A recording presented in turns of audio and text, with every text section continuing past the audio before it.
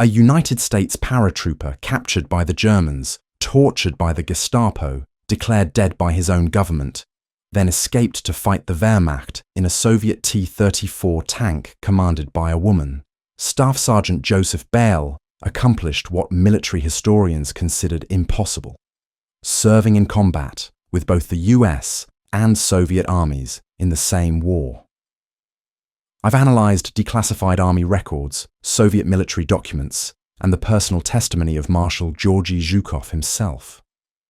You're about to discover how his D-Day mission behind enemy lines spiraled into 7 months of captivity, why his third escape attempt succeeded when 2 others failed, and the surreal moment when an American paratrooper convinced a battle-hardened Soviet tank commander to let him join the final drive on Berlin, June 5th, 1944. 2,300 hours. The English Channel churned dark and cold beneath a sky filled with the drone of 1,800 C-47 transport aircraft. Inside one of those planes, Staff Sergeant Joseph Bell of the 506th Parachute Infantry Regiment checked his equipment for the 3rd time in 20 minutes. 20 years old, built like a linebacker from his native Michigan, Bell had earned his nickname through sheer audacity at Camp Toccoa, while other paratroopers paid him $5 to take their practice jumps under assumed names. Jumpin' Joe had made so many extra drops that his jump log looked like fiction. Now, loaded down with 60 pounds of demolitions equipment, a radio, his M1 carbine, grenades, and enough ammunition to fight for 3 days alone, he was about to make the jump that mattered. Through the small window of the C-47, he could see searchlights probing the darkness over the Normandy coast. The anti-aircraft fire started moments later, bright orange tracers arcing upward, bursting shells illuminating the formation like camera flashes in hell. The C-47s were supposed to drop the 101st Airborne Division at 500 feet, giving paratroopers time to orient themselves and assemble after landing. But Germa, and 88mm flak batteries had other plans. Bell's plane shuddered as shrapnel tore through the fuselage. The red light near the jump door blazed to life. The pilot wasn't waiting for the designated drop zone anymore. He was getting his men out before the aircraft came apart. At 360 feet above enemy territory, with his plane on fire and German machine guns stitching the sky with lead, Joseph Bell jumped into the darkness over France. The descent lasted perhaps 15 seconds. Not enough time to check his chute. Not enough time to scan for a landing zone. Just enough time to see the dark shape of a church steeple rising to meet him, and to realize a German sniper was firing at him from that exact position. He crashed onto the slate roof of the church in Saint-Côme-du-Mont with bone-jarring force, his parachute tangling in the Gothic architecture as bullets spanged off the tiles. Bell cut himself free, slid down the steep roof, and dropped into the shadows of the village square, gasping for breath, alone in occupied France. He had trained for this moment for 2 years, but nothing at Camp Toccoa had prepared him for the profound silence that followed the chaos of his landing. The drone of aircraft faded. The anti-aircraft. Aft fire moved to other sectors. In the distance, he could hear German voices shouting orders, the growl of truck engines, the rattle of tank treads on cobblestones. Somewhere in this darkness, the rest of his stick was scattered across the Norman countryside. Somewhere nearby, thousands of other American and British paratroopers were assembling, linking up with their units, preparing to execute the mission that would determine whether the Allied invasion of Europe succeeded or drowned in the tide at dawn.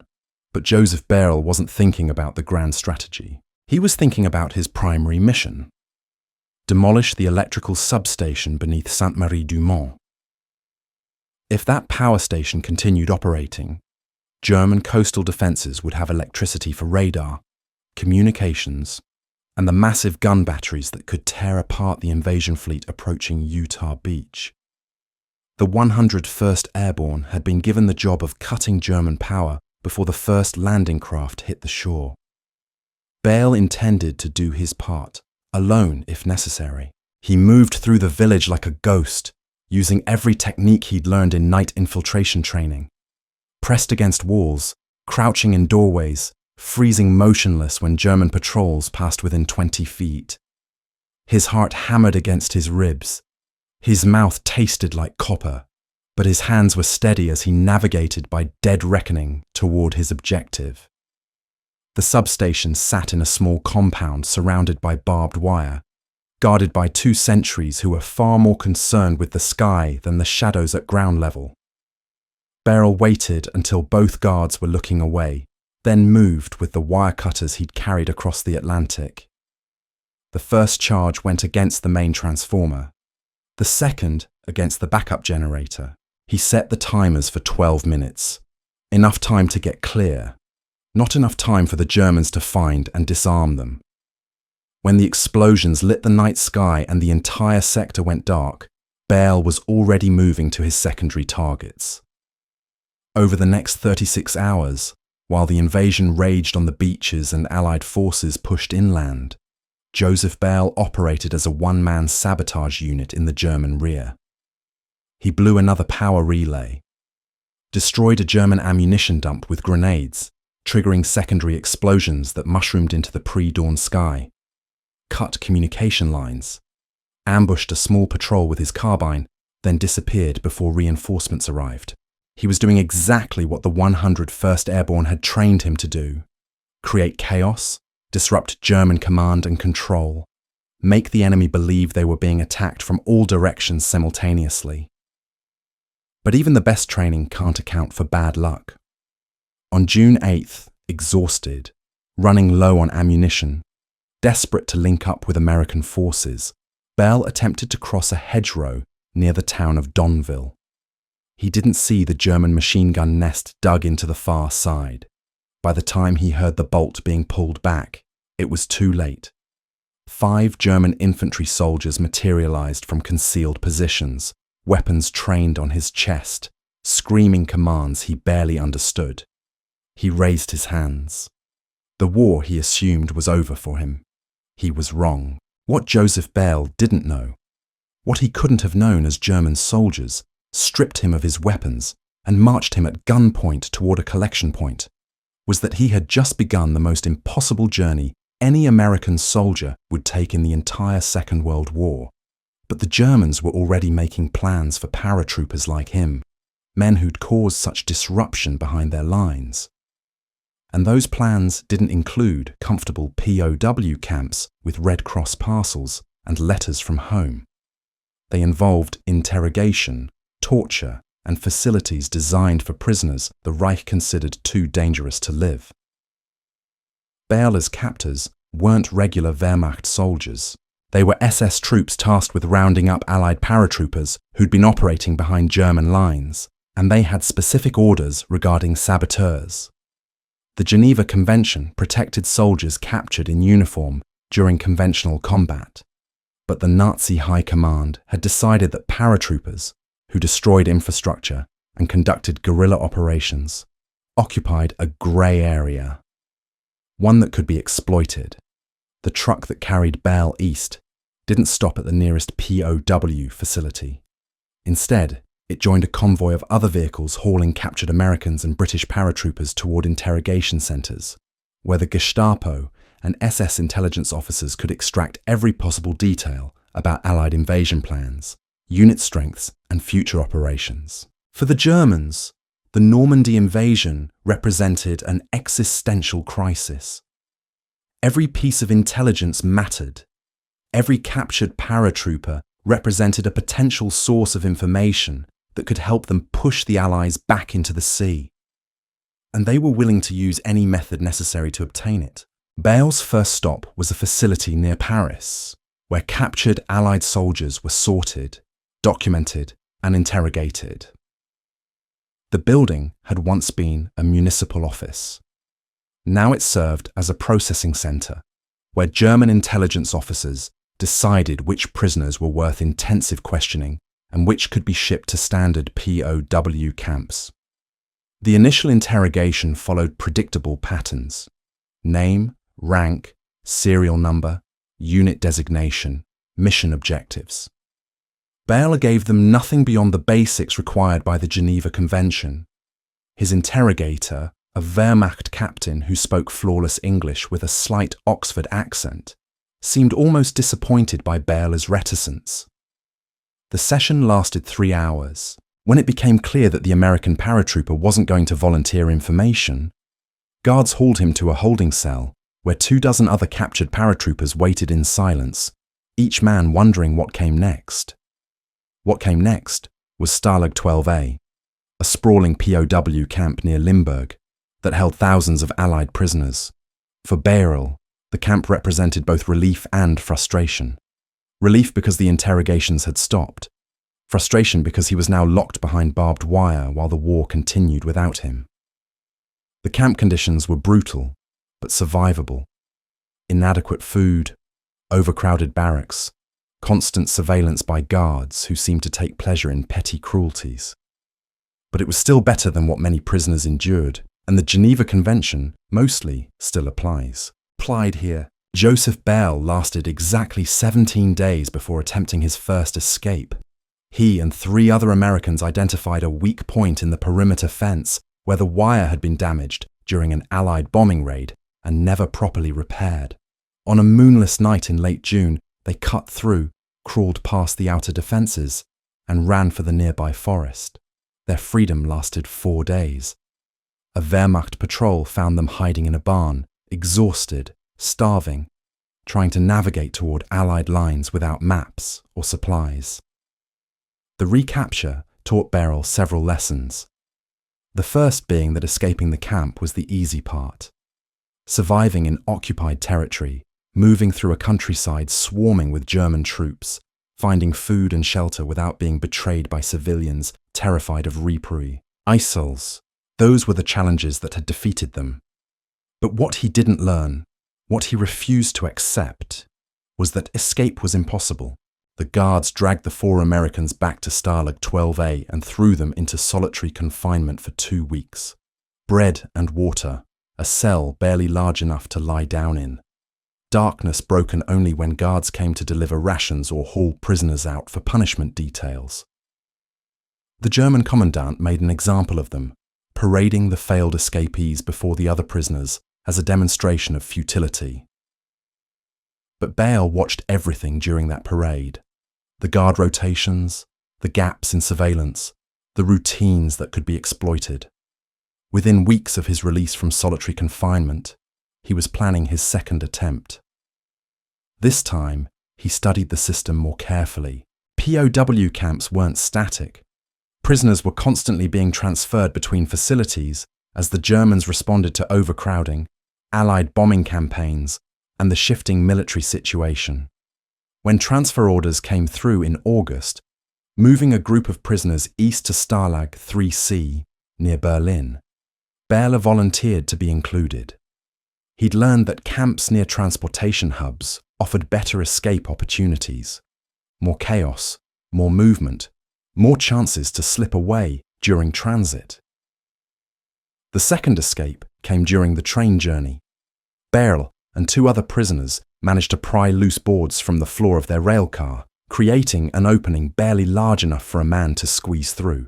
At night, moving at speed through the German countryside, they dropped through that opening one at a time and rolled into the darkness beside the tracks. For 3 days, they moved east, believing they were heading toward Poland where, according to camp rumors, Soviet forces were beginning their advance into German-occupied territory. The plan made sense. If they could reach Soviet lines, they would be repatriated through Moscow and eventually sent home. But trains in wartime Germany didn't always follow logical routes. The line they jumped from had been rerouted due to bombing damage. Instead of travelling east toward Poland, it had curved north and west, bringing them toward Berlin.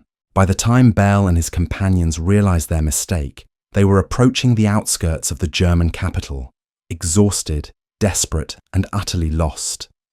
The capture came at a railway station where civilians spotted 3 filthy, suspicious men trying to board a train they hoped would take them east. The civilians called the authorities. Within minutes, German police had them surrounded. But these weren't Wehrmacht soldiers. These were Gestapo agents, members of Hitler's secret police. men who operated outside military jurisdiction and answered only to party leadership. And to the Gestapo, escaped prisoners attempting to infiltrate Berlin represented something far more sinister than ordinary POWs trying to reach friendly lines. They represented potential spies, saboteurs, enemy agents operating in the heart of the Reich. The Gestapo facility in Berlin was nothing like a military prison. It was a place designed to break human beings through systematic application of pain and fear. For weeks, Bale endured interrogations that made his earlier questioning seem gentle by comparison.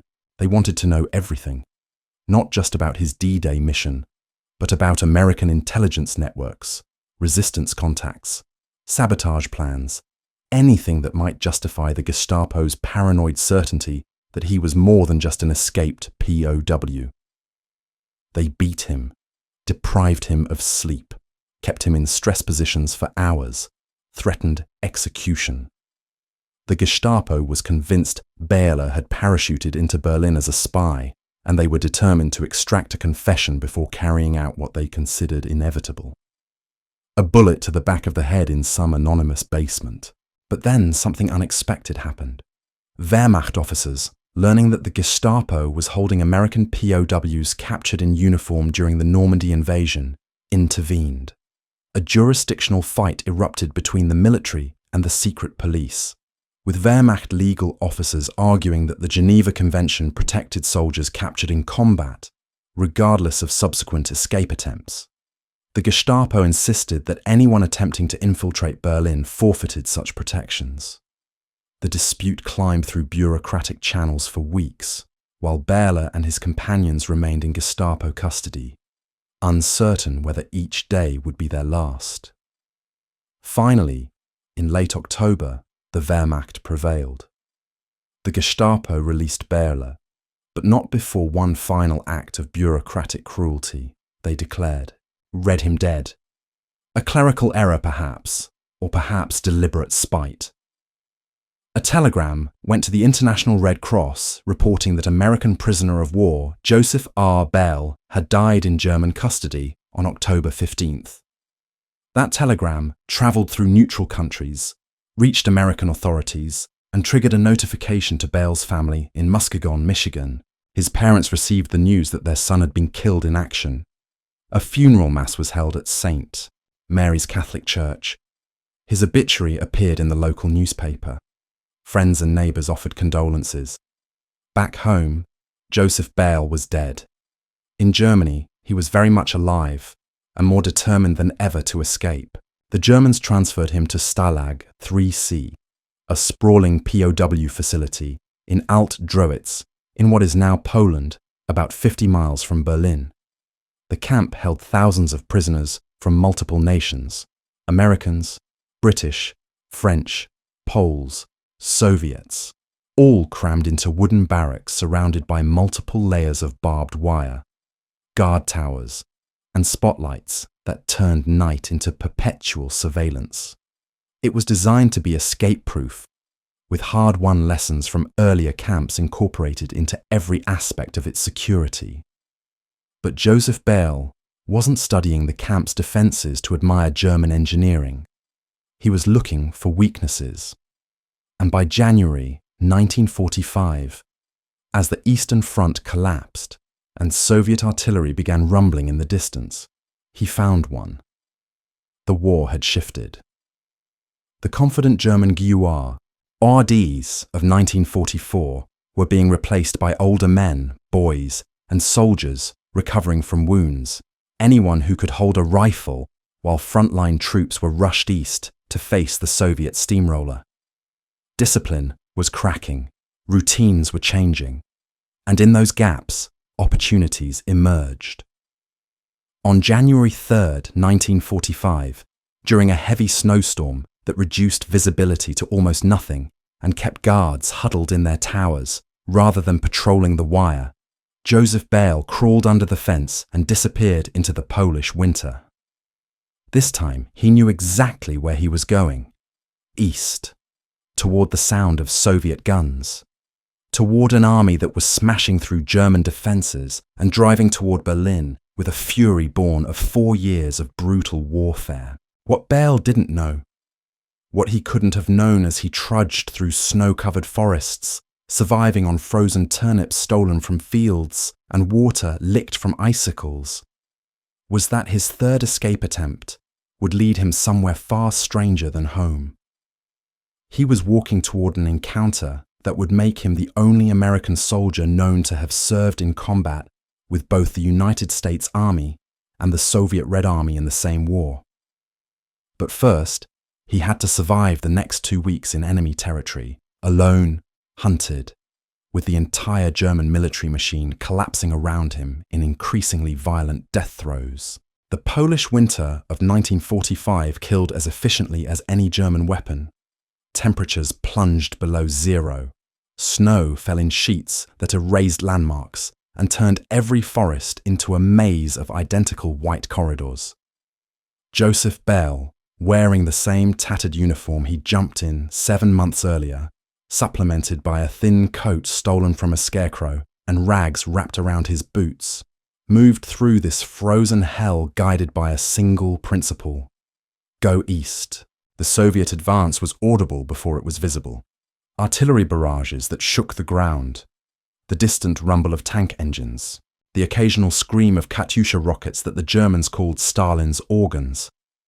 Bela navigated toward those sounds like a sailor following a lighthouse, understanding that reaching Soviet lines represented his only chance of survival. Behind him, the Reich was collapsing. Ahead, the Red Army was bringing the war home to Germany with a vengeance that reflected 4 years of unimaginable suffering. For 2 weeks, Bale survived by pure instinct. He avoided roads where German military traffic still flowed in chaotic retreat. He stayed away from villages where civilians might betray him to authorities. At night, he broke into abandoned farms and barns, searching for anything edible: frozen potatoes, grain meant for livestock, once a haunch of smoked meat that someone had left hanging in a cellar. During the day, he moved through forests and across fields, always watching for patrols from both sides. The Eastern Front in January 1945 was a meat grinder consuming entire divisions. Front lines shifted hourly. Territory changed hands multiple times. A forest that seemed empty at dawn could be swarming with troops by noon. Bale witnessed firefights from a distance, the crack of rifles, the hammer of machine guns, the sharp blast of tank cannons. He saw columns of German prisoners being marched east by Soviet guards. He saw the aftermath of battles, bodies frozen in grotesque positions, burned-out vehicles, abandoned equipment scattered across snow-stained red with blood. This wasn't the clean, strategic warfare shown in newsreels. This was industrial-scale slaughter, and Bale was walking through it alone, trying not to become another frozen corpse when spring thaw finally came. The encounter happened in mid-January, in a forest clearing near a farm that Soviet forces had occupied as a temporary staging area. Bale had been moving through the trees when he heard Russian voices. Harsh, rapid, nothing like the German he'd become accustomed to during his captivity. He froze, considering his options. He could retreat, try to circle around, continue searching for a safer way to make contact. Or he could take the risk that had sustained him through 7 months of imprisonment, the gamble that aggressive action beat passive waiting. He stepped into the clearing with his hands raised high above his head.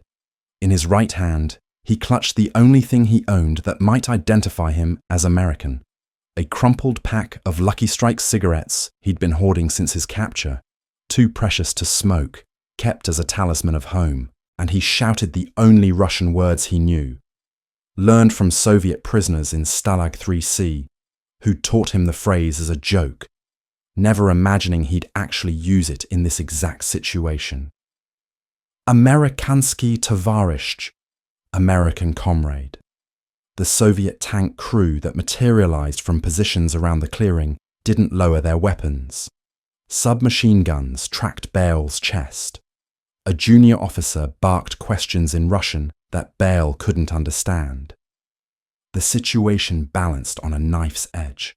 One nervous trigger pull, one miscommunication, and Beryl would die within sight of friendly forces after surviving 7 months behind enemy lines. But then someone else emerged from the farmhouse that served as the battalion's temporary headquarters. A woman. Wearing the uniform of a Soviet tank officer, her captain's insignia visible even through the grime of continuous combat. She was young, early 20s, barely guessed, with dark hair pulled back severely and eyes that had seen too much death to be impressed by one more bedraggled soldier stumbling out of the forest. Captain Alexandra Samosenko commanded a tank battalion in the 1st Guards Tank Army, and she'd been fighting Germans continuously since Kursk. She'd destroyed 3 Tiger tanks in a single engagement. She'd led her unit through ambushes that killed her commanding officer and taken control when veteran male tankers were frozen with shock. She'd lost her husband and her entire family to German invasion, and she had channeled that grief into a focused determination to kill as many Nazis as possible before the war ended. A random American appearing in her sector was an unexpected complication in a campaign that had no room for complications. The political commissar attached to Samosenko's unit spoke some English. Through him, Bell told his story in fragments: 101st Airborne, D-Day jump, captured, escaped, walking east for 2 weeks, trying to reach friendly forces. He showed them his dog tags. Though they proved nothing, Germans could forge anything.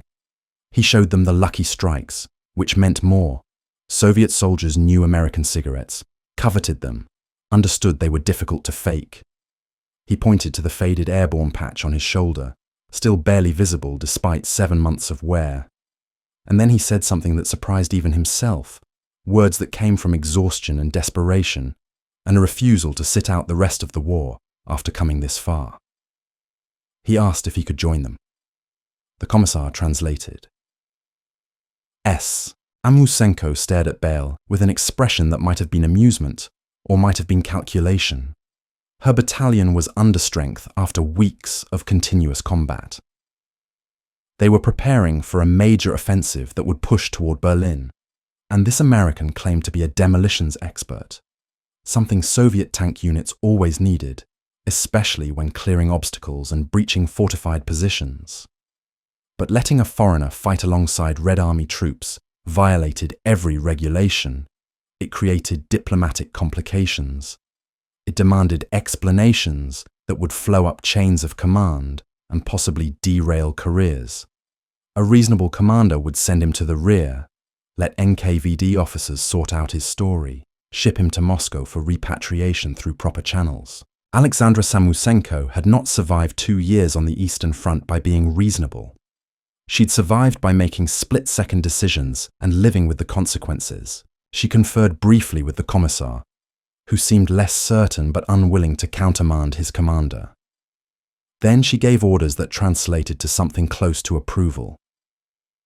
They'd give him a weapon, a PPSH-41 submachine gun with a 71-round drum magazine, the same weapon carried by every Soviet infantryman. They'd give him a position on one of the tanks, likely an American-made M4 Sherman operating with Soviet crews through Lend-Lease agreements. And they'd give him exactly one chance to prove he wasn't a liability, if he slowed them down, if he created problems.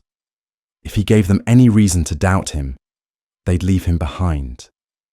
Bell accepted those terms instantly. He wasn't thinking about regulations or diplomatic niceties or the unprecedented nature of what he was about to do. He was thinking that he'd been trying to fight Germans for 7 months, and someone was finally giving him the chance to finish what he'd started on D-Day. The next morning, January 21st, 1945, Joseph Bell climbed onto the rear deck of a Soviet T-34 tank and prepared to go back to war. The battalion was moving out as part of a larger offensive, pushing west toward the Oder River. Their immediate objective was to liberate POW camps in the sector and clear German resistance from several fortified positions. The column of tanks and infantry advanced in loose formation, engines roaring, treads chewing through frozen ground.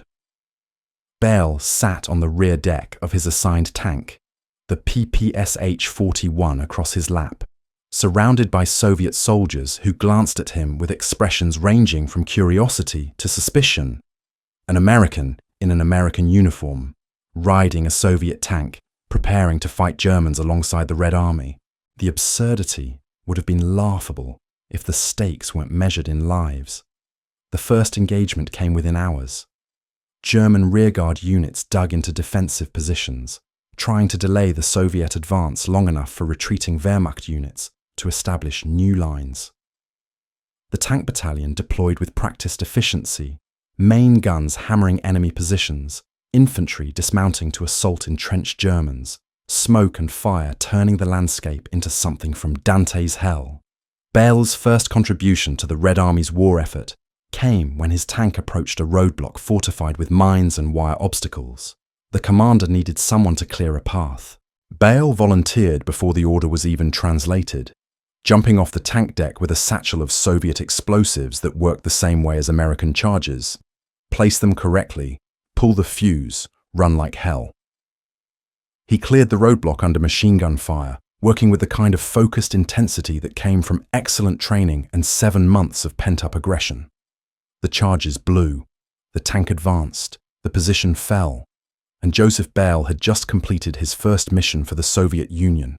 But the most surreal moment, the one that would stay with him for the rest of his life, came 3 days later, when Samosenko's battalion reached a specific objective in their advance, a POW camp. Stalag 3C, the same camp Bale had escaped from 21 days earlier. He watched from the rear deck of his tank as Soviet forces overran the guards and liberated the prisoners. He saw Americans he'd lived with for months, men who thought he'd been recaptured or killed during his escape attempt. He jumped down, ran toward the camp office, and in a moment of perfect revenge, found the filing cabinet where Germans had stored prisoner photographs. His own picture, the mugshot taken when he'd first arrived, was still there. He took it, stuffing the photograph into his coat as evidence of a journey so impossible that he knew no one would believe it without proof. The battalion continued west, fighting through January and into early February. Bale settled into routines that were simultaneously foreign and familiar. Soviet rations instead of American K rations, Russian commands instead of English orders. But the fundamental experience of combat transcended language barriers. Fear felt the same. Exhaustion felt the same. The relief of surviving another day felt the same. Samosenko proved to be as competent as any officer Bale had served under. Aggressive when aggression made sense. Cautious when caution prevented unnecessary casualties. The battalion respected her not because regulations demanded it, but because she'd earned it through competence under fire. And Bale, the strange American who fought with surprising effectiveness, gradually earned a measure of acceptance from soldiers who'd initially viewed him as a curiosity or a liability. But the Eastern Front didn't care about acceptance or competence or courage. It consumed everyone equally. On February 3rd, during an advance near a village whose name Bale never learned, German Stuka dive bombers appeared overhead. The Luftwaffe was dying, its pilots flying obsolete aircraft on suicide missions, but dying things could still kill. The Stukas screamed down, sirens wailing, releasing bombs that walked across the Soviet column in a pattern of explosions that threw tanks into the air like toys. Bale's tank took a near miss. The blast lifted the 30-ton vehicle onto one side, then dropped it back with a crash that shattered bones and ruptured organs. When the smoke cleared, Bale was lying in the snow 20 feet from the burning wreck, bleeding from multiple wounds. His right leg twisted at an angle that meant compound fractures.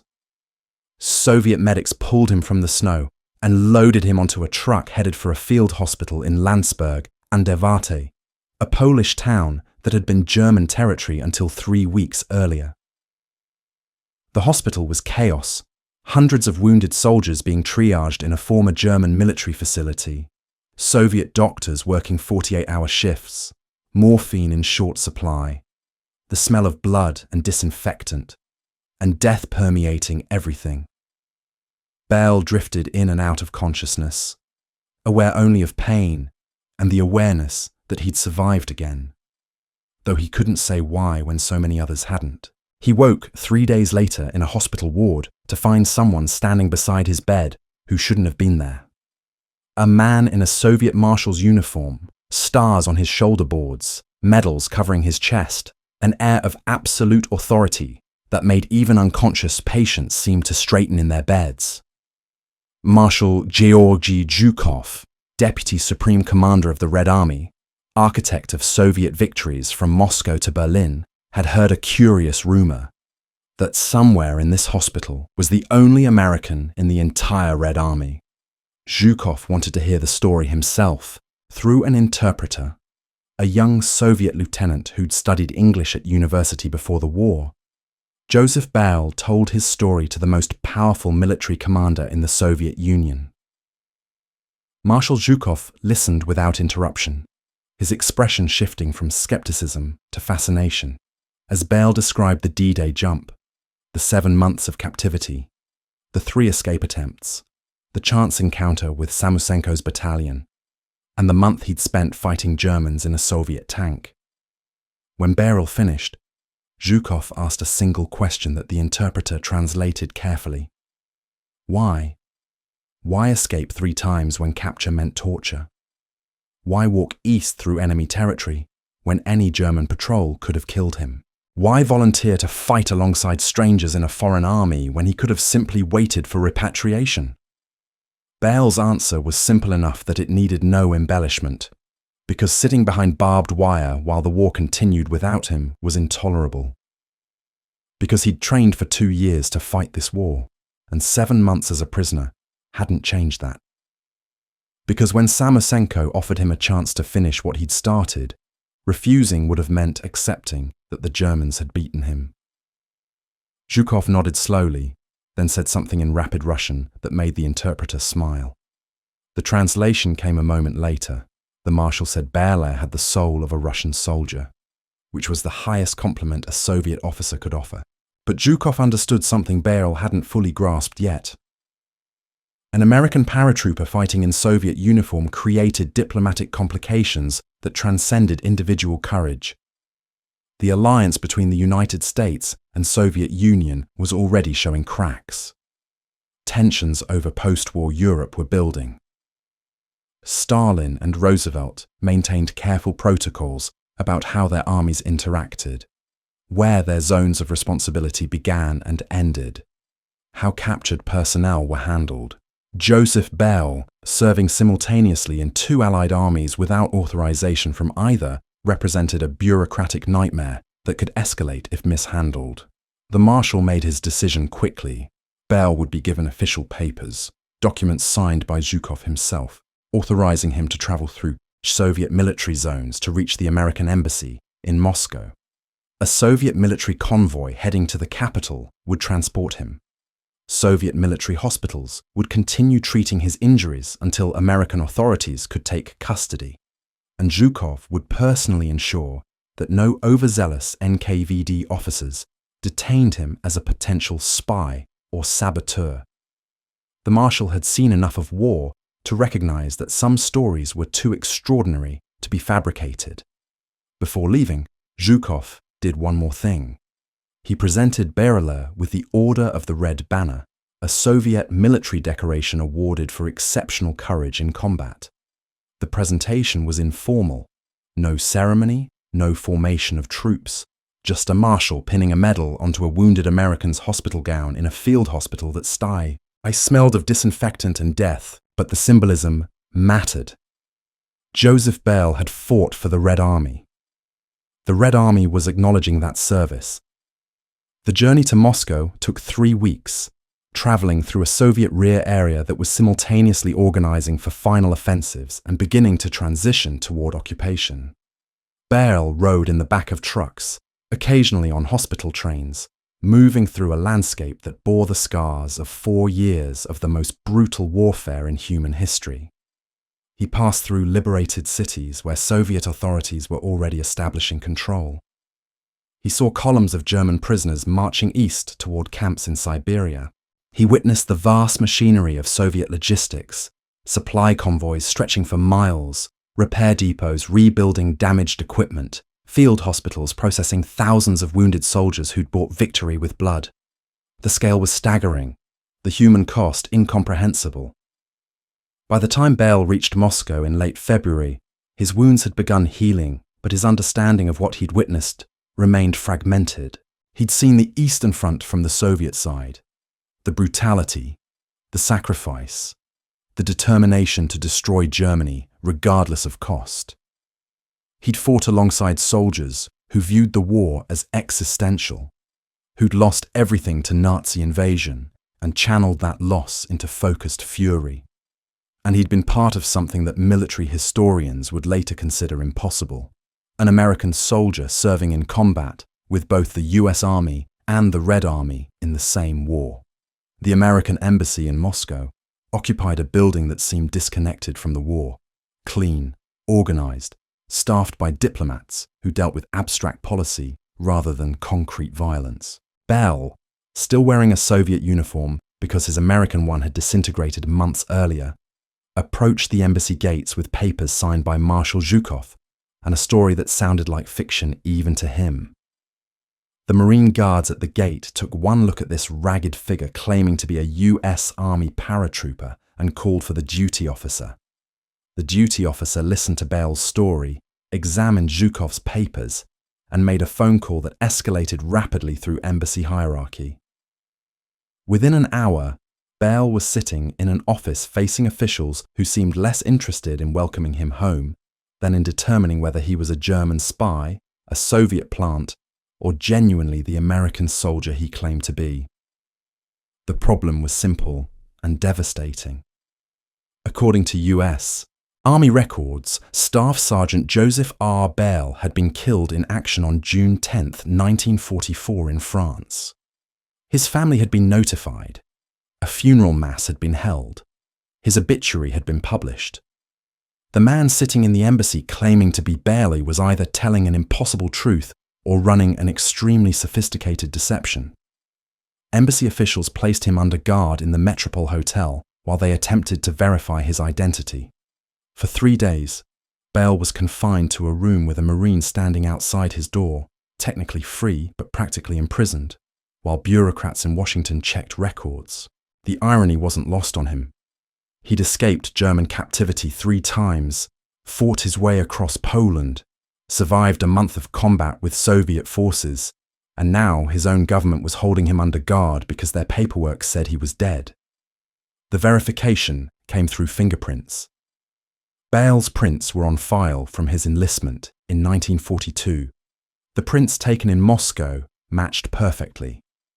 Joseph R. Bale was alive, which meant the intelligence that declared him dead was wrong, which meant the German telegram that had triggered the death notification was either mistaken or deliberately falsified. The embassy staff's skepticism evaporated, replaced by a scramble to correct records and arrange repatriation. Ambassador Averell Harriman wanted to meet him personally, fascinated by a story that would eventually become legend in diplomatic circles. But the immediate priority was getting Bale home, before his family learned through unofficial channels that their son, who they'd mourned for 8 months, was actually alive in Moscow. The journey home took Bale through Odessa, then Egypt, then Italy, each leg requiring new authorizations and explanations as officials struggled to process paperwork for a soldier who officially didn't exist. At every stop, Bale encountered disbelief, questions, demands for documentation that proved what couldn't be proven because the documentation said he was dead. Finally, on April 21st, 1945, 10 months after jumping into Normandy on D-Day, Joseph Bale stepped off a transport plane at an American airbase and set foot on Allied-controlled territory as a verified, living, legitimate member of the US Army. The paperwork correction would take months. The funeral mass would need to be unofficially retracted. The obituary would need correction, his parents would need to process the shock of discovering their son survived. But those were problems for bureaucrats and families to solve. For Bale, the important thing was simpler and more profound. He was home. The war in Europe was ending. In 3 weeks. And he'd survived an odyssey that had taken him from the skies over Normandy to a German torture chamber, to a Soviet tank battalion, and finally back to American hands. 2 weeks after his return, on May 8, 1945, Germany surrendered. Bale celebrated VE Day in Chicago, watching crowds pour into the streets in celebration, understanding in ways most Americans couldn't that the victory had been purchased with blood on a scale that numbers couldn't capture. He'd seen the Eastern Front. He'd witnessed Soviet soldiers fighting through conditions that would have broken armies less motivated by rage and determination. He'd fought alongside them, briefly, and earned their respect in ways that transcended politics and ideology. In 1946, Bale married his girlfriend Joanne in the same church where his funeral mass had been held 2 years earlier. The same priest who delivered his eulogy presided over the wedding, a moment of dark comedy that Bale appreciated more than most. He worked for Brunswick Corporation for 28 years, retiring as a shipping supervisor, living a normal life that seemed impossible given what he'd survived. His son John would later serve as US ambassador to Russia, a posting that carried weight given his father's unique connection to both American and Soviet military history. And Joseph Bale would spend the rest of his life telling a story that historians initially doubted until documentation confirmed every impossible detail. The recognition came decades later. In 1994, at a White House ceremony marking the 50th anniversary of D-Day, President Bill Clinton and Russian President Boris Yeltsin honored Bale simultaneously, an American paratrooper who'd served both armies, a living symbol of the alliance that had defeated Nazi Germany. The designer of the AK-47, Mikhail Kalashnikov, presented him with a custom rifle. Soviet veterans who'd fought in the 1st Guards Tank Army confirmed his story through their own memories of the strange American who'd appeared in their ranks during the final months of the war. And historians verified what had seemed like legend, that Alexandra Samusenko, the remarkable Soviet tank commander who'd accepted an escaped American POW into her battalion, had died just weeks after Bale was wounded, crushed under the tree. Ads of a friendly tank in the darkness during the East Pomeranian offensive. She'd been 23 years old, the same age as Bale, and she'd destroyed dozens of German tanks before dying 70 kilometers from Berlin. Joseph Bale would say that she represented everything courageous about the Soviet people during the war. A woman who'd lost everything and still found the strength to fight. Joseph Bale jumped from an American C-47 over Normandy on June 6, 1944, with a mission to destroy German infrastructure. 7 months, 3 escapes, and 1 impossible alliance later, he climbed out of a Soviet tank after liberating the same POW camp he'd escaped from. His journey from American paratrooper to German prisoner to Soviet tanker and back to American soldier accomplished something military.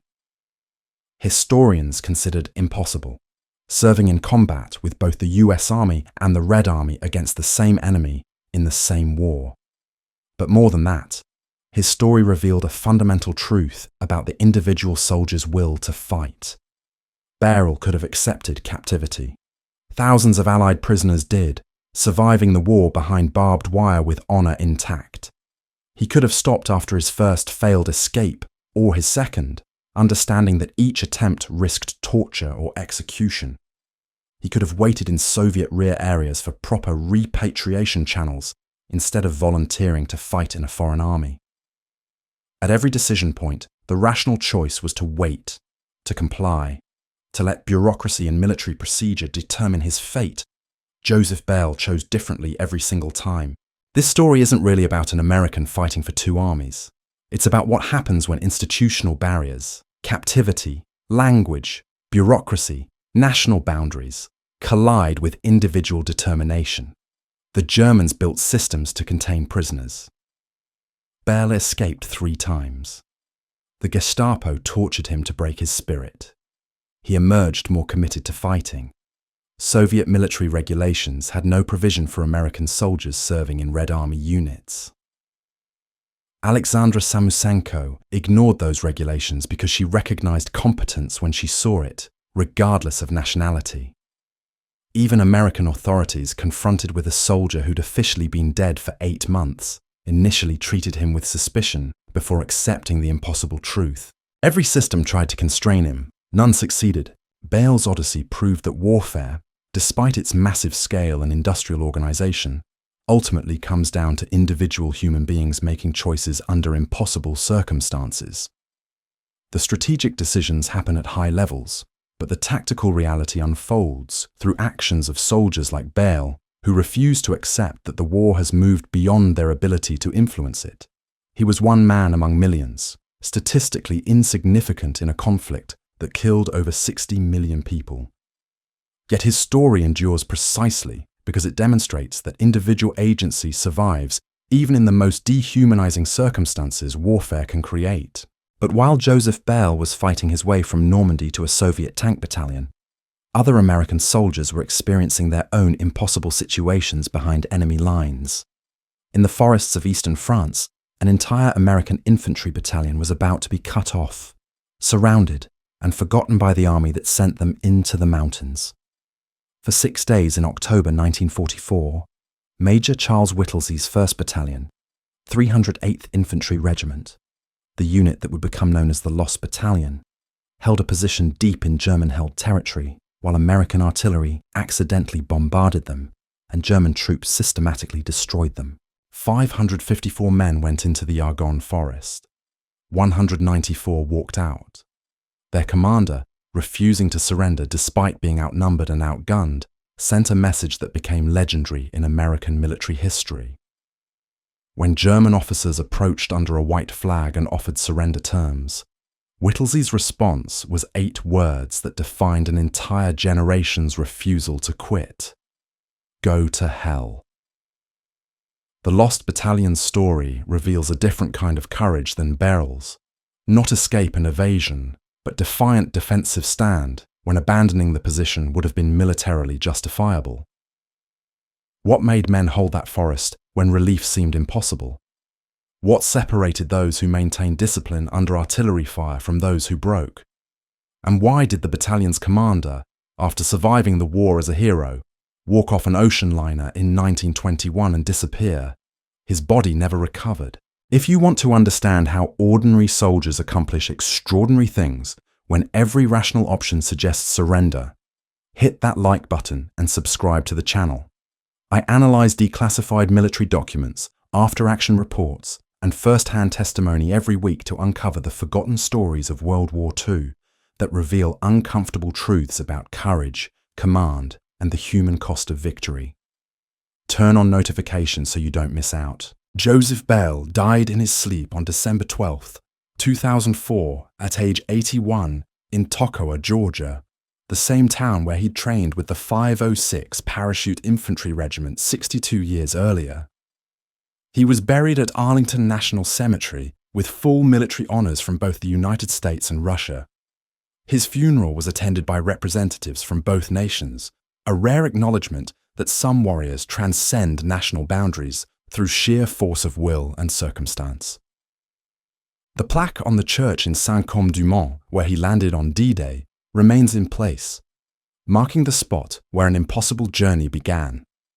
His story has been documented in books, exhibitions in both American and Russian museums, and countless retellings that still struggle to capture the sheer improbability of what he survived. But perhaps the most fitting memorial is simpler, that 70 years after the war ended, historians on both sides of what was once the Iron Curtain agree on the essential facts of his story, acknowledging that Joseph Bell accomplished something unique in the entire history of warfare. 1 man, 2 armies, 1 war, 1 impossible journey that proved the human spirit could survive anything institutions threw at it. as long as the will to fight remained intact.